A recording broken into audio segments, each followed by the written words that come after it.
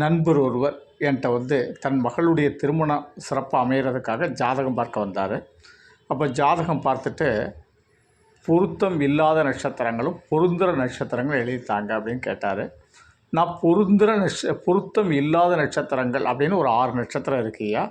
ஒவ்வொரு நட்சத்திரத்துக்கும் ரஜ்ஜி பொருத்தம்னு சொல்லக்கூடிய மாங்கல்ய பொருத்தம் இல்லாத நட்சத்திரங்கள். அதை மட்டும் வாங்காதீங்க.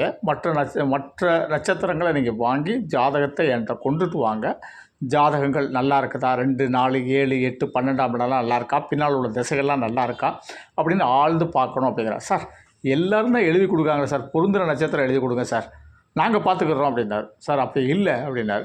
அந்த இடத்துல ஒரு வேறு ஒரு ஜோசியத்தை போய் அவர் என்ன செஞ்சுருக்கிறாரு, பொருந்துகிற நட்சத்திரங்கள் அப்படின்னு சொல்லி ஒரு 13 நட்சத்திரங்கள் எழுதி கொடுத்துருக்கிறார்.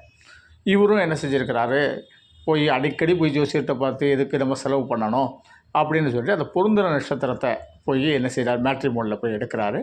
எடுத்து அவர் பொருத்தம் இருக்குன்னு இவரே யூகிச்சுட்டு திருமணத்தை பக்காவாக முடிச்சுட்டு பார்த்திங்கன்னா ஒரு கல்யாணம் முடிஞ்சு ஒரு வாரத்திலே பெரிய பெரிய பிரச்சனைகள், பெரிய பெரிய சிக்கல்கள், 2 பேரும் சேர்ந்து வாழ்வாங்களா அப்படிங்கிற ஒரு அளவுக்கு பிரச்சனை வந்துடுச்சு. இப்போது அந்த ஜோசியத்தை போய் அவர் கேட்குறாரு, பொருந்துகிற நட்சத்திரம் நீங்கள் தானே சார் எழுதி கொடுத்தீங்க அப்படின்னு அவர் கேட்குறாரு. அவர் சொல்கிறாரு, பொருந்துகிற நட்சத்திரமாக இருந்தாலும் ஜாதக ரீதியாக உள்நோக்கி பார்க்கணும், இது ஒரு ஒரு ஒரு சிலபஸ் தான் அப்படின்னு அவர் சொல்கிறாரு. அதுக்கப்புறம் என்கிட்ட வந்தார். சார் ஜாதகத்தில் திருமணஸ்தானம் அப்படிங்கிறது முதல்ல 7ஆவது இடம், ஒரு பெண்ணுக்கு மாங்கல்ய ஸ்தானங்கிறது 8ஆம் இடம், அதே மாதிரி குடும்பஸ்தானம் அப்படிங்கிறது 2ஆம் இடம், அதே மாதிரி நம்மளுடைய இப்படி பல ஸ்தானங்களை பார்க்கணும். அதே மாதிரி வரக்கூடிய மாப்பிள்ளைக்கு சில கிரகங்கள் சுக்கிரனோடு மாந்தி சேரக்கூடாது, 7ஆம் இடம் 8ஆம் இடம் நல்லா இருக்கணும்.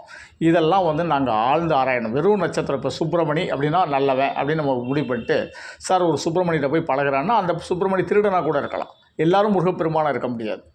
அதே போல் ஒரு ஜான்சனுங்கிற ஒரு திருடன் அப்படின்னு நம்ம சொல்கிறோம், அதில் 10ல் ஒரு ஜான்சன் என்ன செய்வார் அப்படின்னா நல்லவராக இருப்பார். அதனால் இந்த என்ன செஞ்சிட வெறும் ஒரு நாமத்தை வச்சுக்கிட்டு என்ன செய்யக்கூடாது, முடிவு எடுக்கக்கூடாது. அதனால் பொருத்தம்ங்கிற நட்சத்திரம் அப்படிங்கிற ஒரு விஷயம் கிடையாது. பொருத்தம் இல்லாத நட்சத்திரங்களை மட்டும், அந்த ரஜ்ஜி பொருத்த நட்சத்திரத்தை விட்டுட்டு மற்ற நட்சத்திரங்களை நீங்கள் வாங்கி ராசியை வாங்கி ஜாதக ரீதியாக ஆராய்ச்சி பண்ணணும். வெறும் நட்சத்திரம் பொருத்தம் உள்ள நட்சத்திரங்களை எழுதி கொடு, பொருத்தம் உள்ள ராசிகள் எழுதி கொடுனா நீங்கள் வாழ்க்கையில் தோற்றுருவீங்க. அதுக்கு என்ன செய்ய முடியாது, பொறுப்பாக முடியாது. அப்போது நீங்கள் தான் என்ன செய்யணும், தெளிவாக முடிவெடுக்கணும். நன்றி. தெய்வீகம் மாரிமுத்து. 98 42 52 16 69 என்னுடைய அலுவலகம் சென்னை தூத்துக்குடி.